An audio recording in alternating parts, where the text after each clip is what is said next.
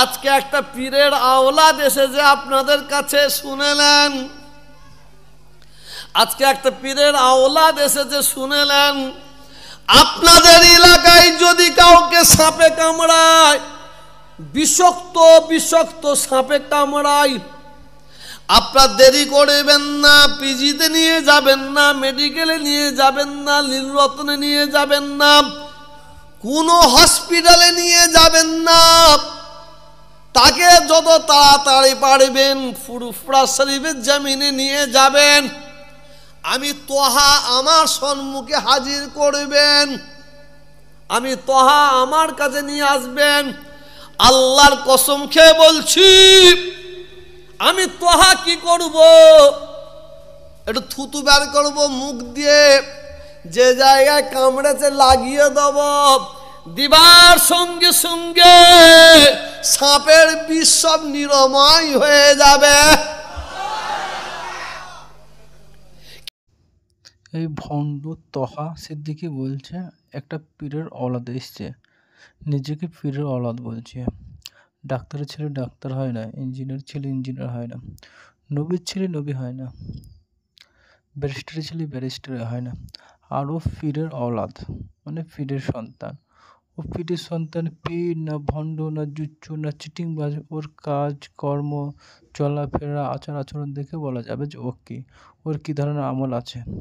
এই ভণ্ড তহা বলছে নাকি যে সাপে কামড়ায় তাকে ডাক্তারবাড়ি নিয়ে যেতে হবে না, পিজিতে নিয়ে যেতে হবে না, কোনো হাসপাতালে নিয়ে যেতে হবে না, কোনো মেডিকেলে নিয়ে যেতে হবে না, তাকে সরাসরি এই ভণ্ড পীরের কাছে নিয়ে এসো। পীর কোথায় থাকে? ভণ্ড, এই ভণ্ড থাকে ফুরফুরা শরীফে।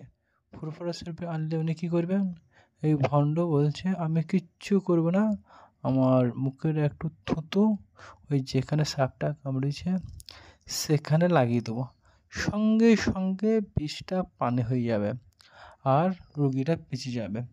এই ভণ্ড এই বর্তমান যুগে, এই বিজ্ঞানের যুগে ভণ্ড বলছে ওর মুখের থুতুতে নাকি সাপের বিষ পানি হয়ে যাবে। এ কত বড় ভণ্ড! এ একটা পাক্কা চিটিংবাজ। একে সাহায্য করার একটাই উপায়, বিষধর সাপ নিয়ে যেতে হবে যার পরিপূর্ণ বিষ আছে, এই ভণ্ডটার কাছে দিতে হবে। তো ভণ্ডটাকে দিয়ে ছোবল খাওয়াইতে হবে। ভণ্ডটাকে যখন ছোবল দেবে, বিষটা যখন ওর ভেতরে প্রবেশ করবে, তখন ভণ্ডকে বলতে হবে তোর যদি থুতুই অন্য ব্যক্তির বিষ যদি নেমে যায়, কাউকে সাপের বিষধর সাপ যদি কামড়ায়, তার সাপের বিষ যদি পানি হয়ে যায়, তাহলে তুই ভণ্ড শরীরে তো সাপের বিষটা কোনো প্রতিক্রিয়াই করবে না, সাপের ছবিলে কিছু হবেই না।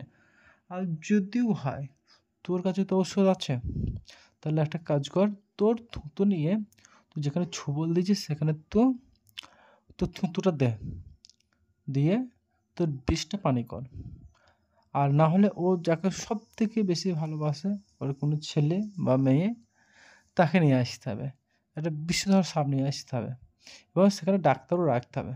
কারণ ওই চিটিংবাজের ওই থুতুই তো কাজ হবে না, ওই ছোবল দেবে তাকে সাপে, ওর সন্তানকে, ওকে তখন বলতে হবে যে ছোবল দিয়েছে, ওর মধ্যে বিষ প্রয়োগ হয়ে গেছে, এইবার তুই তোর থুতু দিয়ে তোর ওই সন্তানের জীবনটা বাঁচা।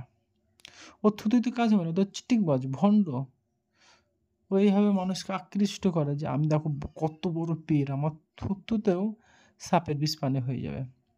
তারপরে তো মেডিকেল আছে, ও পারবে না যখন, ও তো তখন ভয়ে ভয়ে হাওয়া টাইট হয়ে যাবে, তারপরে ওর সন্তানকে ডাক্তার দিয়ে ট্রিটমেন্ট করতে হবে।